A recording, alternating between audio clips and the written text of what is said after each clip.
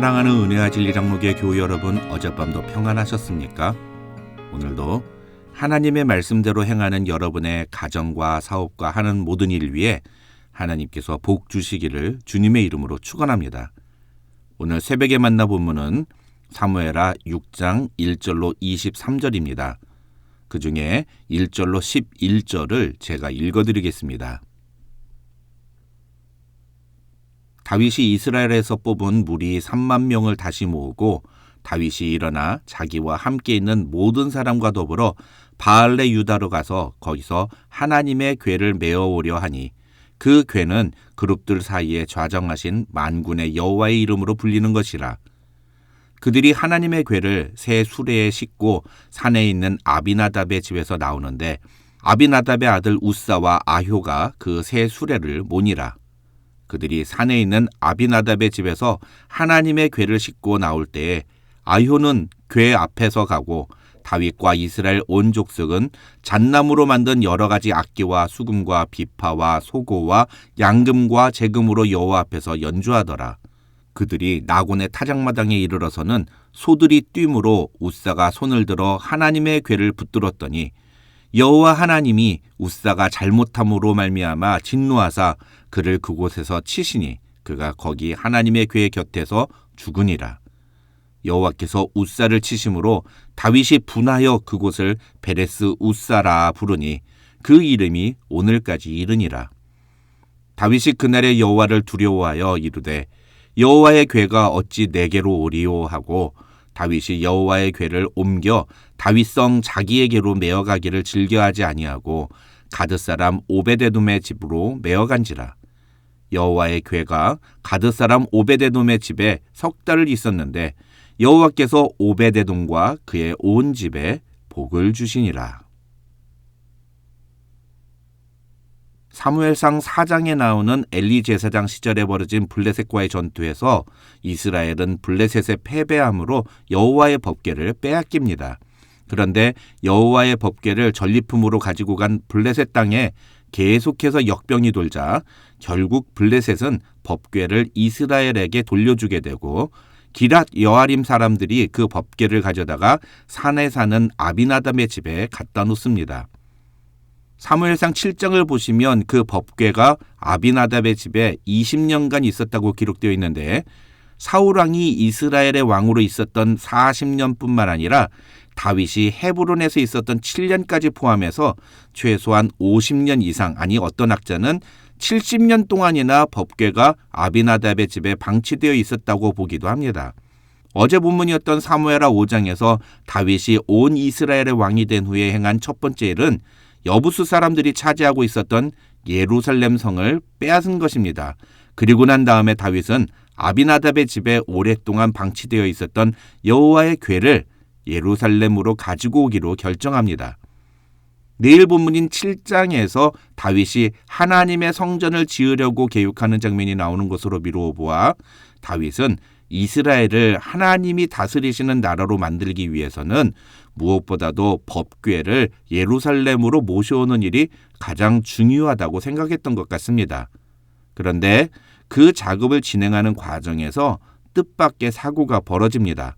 법궤를 아비나답의 집에서 산 밑으로 가지고 내려오는데 법궤를 실은 수레를 끌던 소들이 날뛰면서 법궤가 쓰러질 뻔했고, 그래서 법궤가 쓰러지지 않도록 아비나답의 아들 우사가 법궤를 붙잡았는데 하나님이 그것이 잘못됐다고 보시고 우사를 치셔서 우사가 그 자리에서 즉사하는 일이 벌어진 것입니다. 이 장면을 두고 여러 가지 해석들이 있습니다. 우사는 레위인이 아니라 유다지파 사람이고 게다가 법궤는 어깨에 메고 이동해야 하는데 수레에 실어서 옮겼기 때문에 우사가 죽었다고 설명하는 사람들이 있습니다.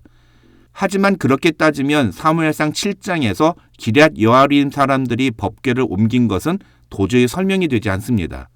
또 오늘 본문 2절을 보면 다윗은 하나님의 궤를 메어 오려고 했다는 기록이 나오기도 합니다. 그런데 무슨 이유에서인지 아비나답의 집에서 내려올 때는 새 수레에 법궤를 실어서 내려옵니다. 물론 그것은 잘못된 방법이 맞습니다. 그러나 우사가 죽은 이유는 그것 때문이 아니라는 것입니다. 우사가 죽은 이유는 법궤를 만졌기 때문입니다. 민수기 4장 15절에 의하면 성막의 기구들을 옮기는 책임을 진 고핫 자손들에게 하나님은 절대로 성물은 만지지 말라고 경고하시면서 만약에 성물을 만지게 되면 그들이 죽을 것이라고 말씀하십니다. 그런데 우사는 비록 소가 날뛰면서 법궤가 쓰러지려고 하니까 그걸 붙잡았다고는 하지만 결론적으로 성물을 만짐으로써 죽임을 당하게 된 것입니다. 이것은 나의 동기나 의도와 하나님이 정하신 방법 사이에 충돌이 있을 때 우리는 무엇을 더 우선해야 하는가를 생각해 보게 하는 중요한 장면이라고 볼 수 있습니다. 분명히 우사는 선한 의도로 법궤에 손을 댔습니다. 우사가 손을 대지 않았다면 법궤가 수레에서 떨어질 수도 있는 일이었기 때문입니다. 그런데도 하나님은 우사가 법궤에 손을 댔다는 이유로 죽이셨습니다. 심지어 성경은 우사가 잘못을 저질러서 하나님이 진노하셨다고까지 말합니다. 우사가 한 행동은 법궤를 위해서였다고 생각하는 것은 인본주의적인 생각입니다. 그런 점에서 오늘 본문은 인본주의와 신본주의가 충돌하는 상황이라고 볼 수 있습니다. 인간의 관점과 하나님의 관점이 충돌하는 것입니다. 이런 상황에서 우리는 어떠한 것을 선택하느냐를 생각해 봐야 한다는 것입니다. 그것은 그 뒤에 나오는 오베데돔에 대한 기록 때문입니다. 우사가 죽은 후에 다윗은 법궤를 예루살렘으로 가져오는 것을 두려워합니다. 그래서 그 법궤를 가드 사람 오베데돔의 집에 메어갑니다. 여기서 가드 사람이라는 표현을 두고 학자들 사이에 여러 가지 해석의 차이가 있는데 일반적으로 성경에서 가드 사람이라는 표현은 그가 블레셋 출신이라는 것을 의미합니다. 가장 대표적인 경우가 골리앗입니다. 다윗이 사울왕을 피해 망명했던 것도 바로 가드 지역이었습니다. 그래서 오베데돔도 블레셋 출신이라고 보는 견해가 있는데 역대상 15장 18절을 보면 역대기의 저자는 오베데돔을 레위인들 중에 한 명으로 소개하기도 합니다. 어쨌든 중요한 것은 오베데돔이 어디 출신이냐가 아니라 오베데돔이 3개월 동안 법궤를 보관하고 있었다는 이유 때문에 하나님이 오베데돔의 집을 축복하셨다는 것입니다. 그런데 아까 아비나답은 법궤를 얼마 동안 보관했다고 했습니까? 최소 20년에서 최장 50년입니다. 그렇다면 사실 오베데돔보다도 아비나답의 집에 더 큰 축복을 하나님이 부어주셔야 하는 거 아닙니까?